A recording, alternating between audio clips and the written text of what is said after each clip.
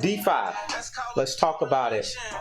I'm your platform partner. Yes, that's the blockchain boss project right there. Yep, paper money is dead.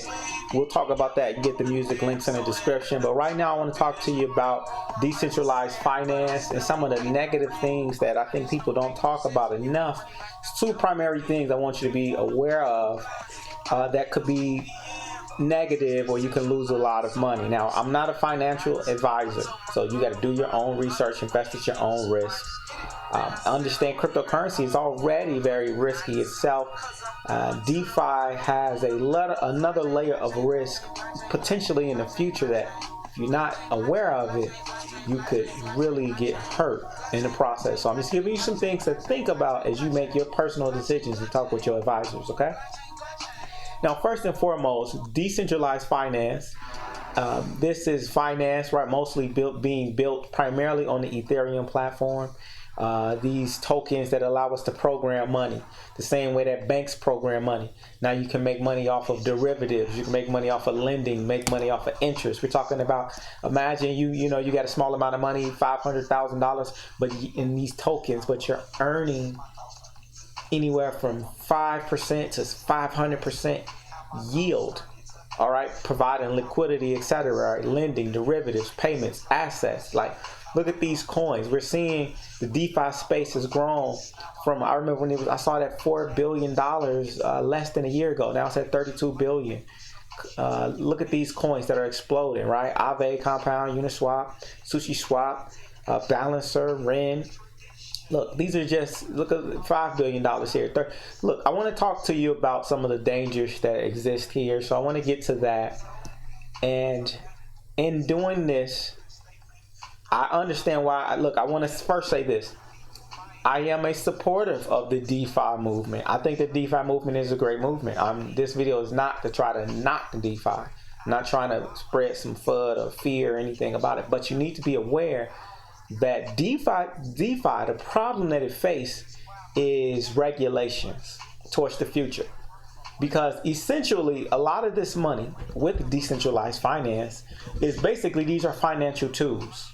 These are tools that are allowing people to earn yield on their money, to do lending, to do all of the main financial activities that in the past you would have to get from a security, like you would get from a stock, or maybe you would get from a financial, a mutual fund, or you would get it from a certain bank plan that they would have that you would fund into.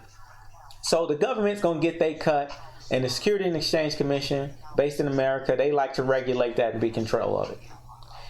The thing is, a lot of these coins here on Ethereum, great coins, and I believe these coins are going to face potential regulations in the future.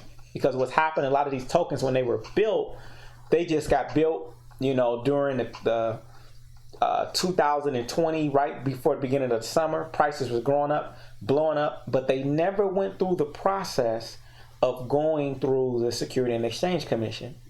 Now, I believe that potentially that the government is probably going to continue to allow these coins to make money for a little while. Why? Because they're going to allow them to pump for two reasons. One, because it's hard for them to control it, right? When you're doing decentralized, it's very difficult to stop it.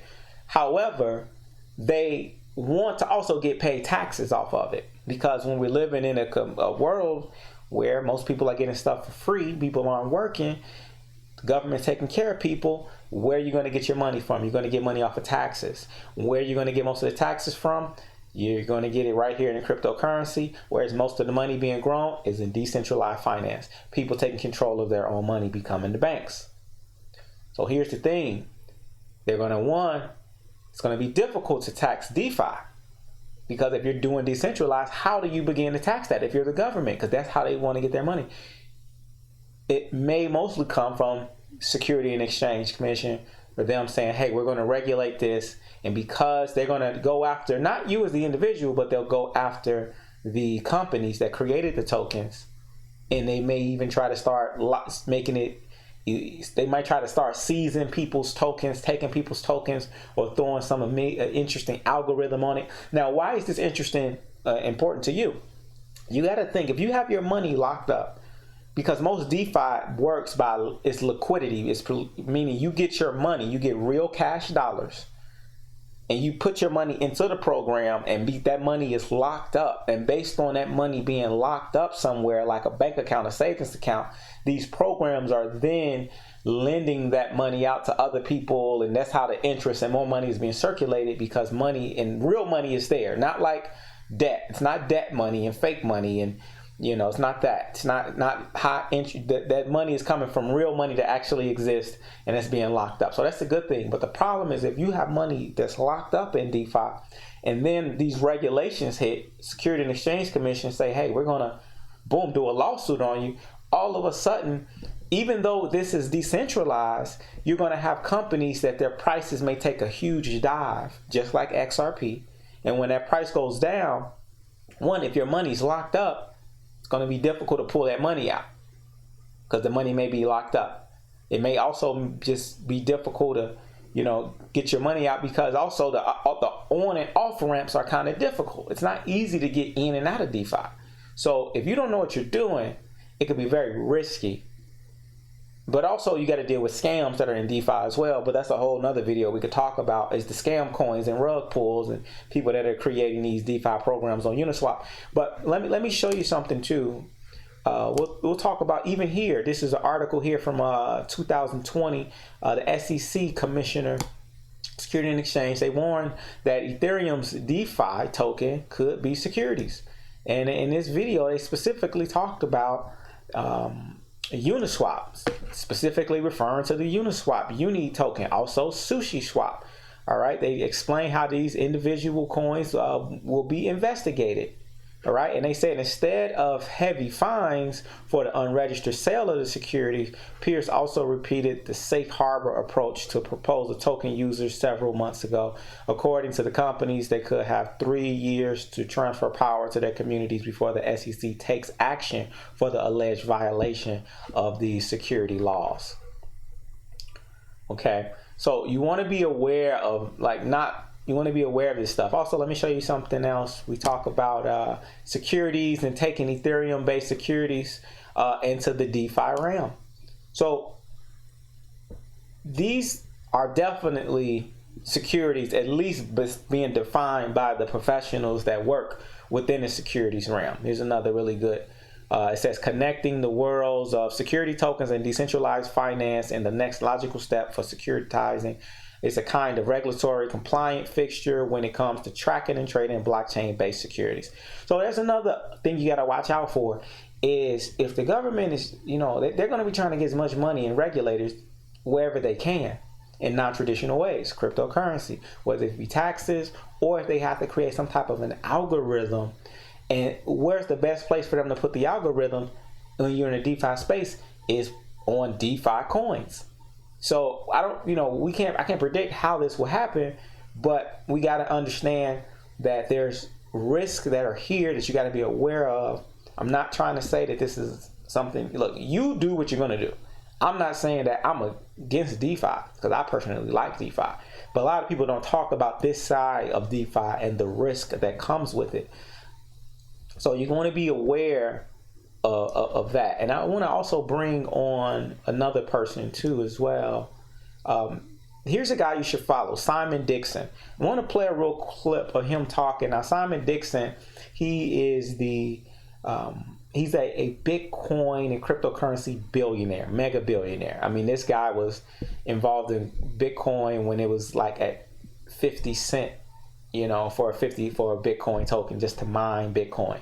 So this guy has invested in every major cryptocurrency you can think of that's a big company, whether it be Binance or Uniswap or even Ripple. He's funded those companies. So this man is sitting on major money, and he knows what he's talking about. So when he talks, you should listen.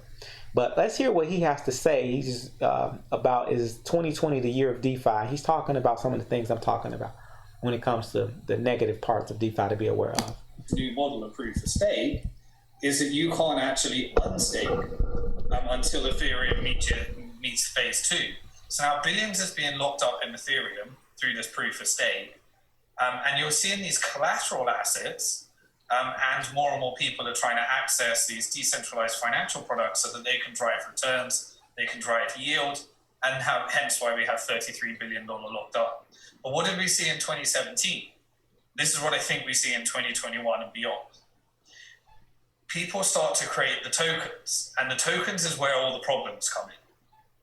Because as we're seeing with the SEC challenging and trying to take Ripple, the company, for the issuance of their XRP token, to say that it's a security, when all of these decentralized financial platforms launch their governance tokens so that they can reward the network effect, you end up in that security law debate. And because these were never sold and issued as a contract that gives you entitlement to a token, you end up in this security law debate.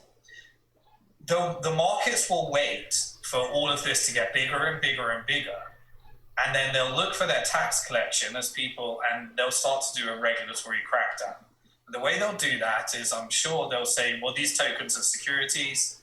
And then they'll start taking these things like they did with Ether Delta, the decentralized autonomous organization, who built code, and say, you, the creator of this technology, are 100% liable for it, and here's the SEC action. And because this may not be a security around the globe, but because they're decentralized and there is no KYC, they can't stop American users using it without actually intervening and introducing some know your customer regulations into these decentralized financial protocols. And so you get this crackdown because of the tokens, which intervenes, and then you get the correction in the market as more and more decentralized financial products unwind. You'll also obviously get massive innovation as some of these smart contracts get more and more tested with larger sums of money. And you get these trends that drive the innovation there. And then regulations try and crack down where they can, which pushes the innovation even further outside. And then you end up with a hybrid model, which is where I think you end up, where the regulatory compliance gets baked into these smart contracts, which is what the security token industry was trying to solve. They said, right, you've got these tokens, rather than having all these massive burdensome regulations, can we try and innovate the know your customer and the security law regulations into the token? And the industry still hasn't taken off because that takes a lot longer. It's a lot more of a challenging scenario. And then you get DeFi innovation in the meantime, because that industry can't move. So you get this cat and mouse. You get more and more control. You get more and more innovation in the decentralized financial product space. You get a regulatory crackdown that leads to trying to disrupt the regulators. And then you end up with the debate of all debates, which is where we're seeing with central bank digital currencies versus public blockchains like Bitcoin, is artificial intelligence versus automating in regulation. So artificial intelligence is how can we collect the most amount of data so that we can build robots that become more and more intelligent, that can do more and more at the expense of your privacy, and then we can automate monetary policy. We can automate regulations into centralized controlled currencies that allow us to tax more, have more control. And well, if we're moving towards socialism, we might as well merge currency issuance with the treasury and the government, and we might as well just go all out into communism because everything's moving towards 100% tax, and we're getting full control through artificial intelligence. So why don't we just abolish private ownership and slowly introduce that? And then you end up with America and Western countries every day looking more and more like China, China looking more and more like America, as they figured out this quasi-communist party stroke global capitalist model that drove such wealth growth in the middle class in China, and they merge in the middle into this model. So that's where I think we're going. So just to be clear, I mean, he talked about a lot in that. That was a lot to unpack. I mean, with the artificial intelligence, I'm not going to get too deep into that, but I will say this, it's very important that we are aware of our data and don't give up your freedom to just get free stuff. So we got to always keep that in mind when we're using social media platforms. It's never free. They're always collecting our data. So you want to be aware of choosing things that are decentralized with a purpose and protecting your data, because the more that you're giving up, it's something that not only will we pay for, but our children will pay for in the long term. So we have to be aware of that. But specifically dealing with DeFi, we just need to be aware of what you're buying. DeFi is basically money. It's operating as money that can be invested.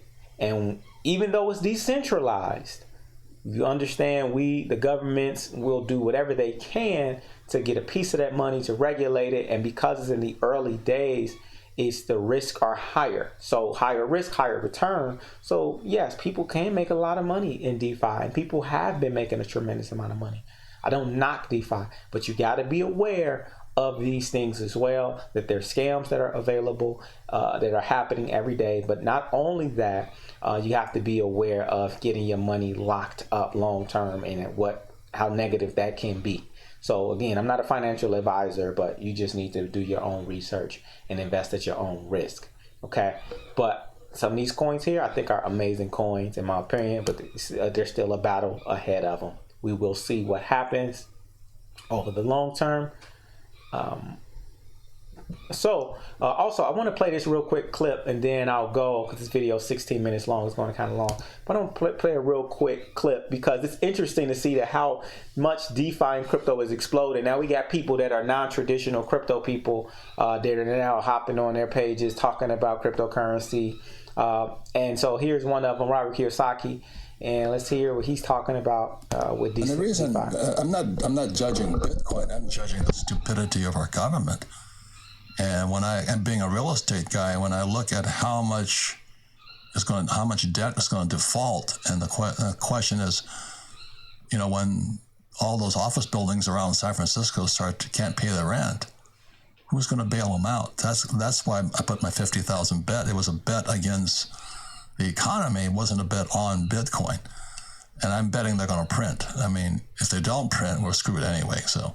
Yeah, that's kind of my philosophy. It's not a very sophisticated philosophy, but I'd rather have Bitcoin than dollars right now. That's all I'm saying.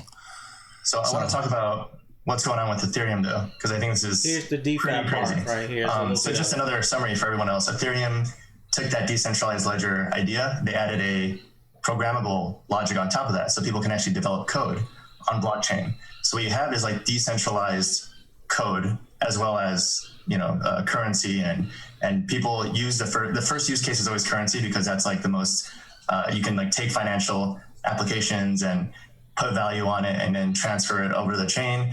But Ethereum in 2018 came up with the ICO concept. You can mint new tokens on top of Ethereum, and that became a huge fundraising vehicle in 2018, which ultimately resulted in a big bubble pop because there was not much utility. There was actually not much adoption coming from that. 2020, though, has changed everything. By the way, just to give a reference, Ethereum is up 700% since last year, and Bitcoin is up 300% since last year. So that's just kind of reference of what's going on with the kind of divergence of Bitcoin and Ethereum. But by the way, Bitcoin and Ethereum always very tightly coupled. Right now, though, sorry, you were going to say something? No. When people say, what are you doing? I say, well, just buy it all. I have gold, silver, Bitcoin, Ethereum. Like I said, I'm just betting against my government. That's all I'm doing, the stupidity of them. So if you want to bet against the government, it's Bitcoin. If you want to invest in the technology, it is Ethereum. But there are a lot of projects within Ethereum that I think are very, very promising as well. So Ethereum has some use to it, is what you're saying? Yes. There was a lot of ideas, a lot of technology, scaling, all those ideas came out in 2018 and 2019. The first thing that really got adopted was in 2020, and that was called the decentralized exchange. But a couple projects made use of a concept called automated market making. And basically what that means is you can deposit money in pools, and then people can trade out of those pools. So at any moment in time, I can just go on, use my wallet that has any number of tokens and swap it with other tokens. And there's always liquidity. And that concept in 2020 exploded. It got to the point where there's more volume on decentralized exchanges than centralized exchanges. So that was 2020 was like the year of DeFi, decentralized exchanges. 2021 is going to have a whole new sort of a whole new set of services that we can talk about as well. Jeez, I know you already lost me a long time ago. So look, guys. With that being said, I'm going to begin to end this video, but I wanted to just show you that a little clip of how big that the cryptocurrency space is growing. This is just a small thing. I mean, of course, we could talk about major investment companies like Grayscale that are buying into Ethereum. We got companies like even Chase, JP Morgan is working directly with Ethereum to create their internal blockchain. This news is all the way out, right? So yes, there's about to be a lot of money that's coming into the decentralized finance. There's already a lot. We've seen 39 billion, and there's going to be more coming. Well, 32 billion. There's more coming, but just be careful is all I'm saying. Be careful. Yes, there's money to be made, but you just got to be aware of some of the negatives and also some of the scams. So I can talk about scams as well. A lot of the food coins, you know, the sushi swaps and pancake swaps. I'm not saying those are scams, but there are anybody can go on these platforms and develop their own token and put it on a Uniswap or a decentralized exchange, and you can go on there, put your money into it, and then you can't pull your money out. So you got to be careful, and I'll talk more about that if you like on these exchanges. With that being said, hey, look, invest smart. you feel me? And man, send me some money. You know what I'm saying? I appreciate it. In fact, I got a link in the description. If you want to send me some Elron eGold, click my eGold link. Send a little bit to your boy. My hero tag is HustleHeadquarters. Also, got the Cash App down there as well. Look out for your boy. With that being said, I look forward to seeing y'all on the next video. Subscribe to the page. Make sure you check out the classes and the courses that we have. Get the books as well. Shut Up and Hustle. All that good stuff. Remember, I'm not your financial advisor, but I am your hustling homie, your platform partner, one and only, helping you take your life to the next level. And I'll see you on the next time. Peace.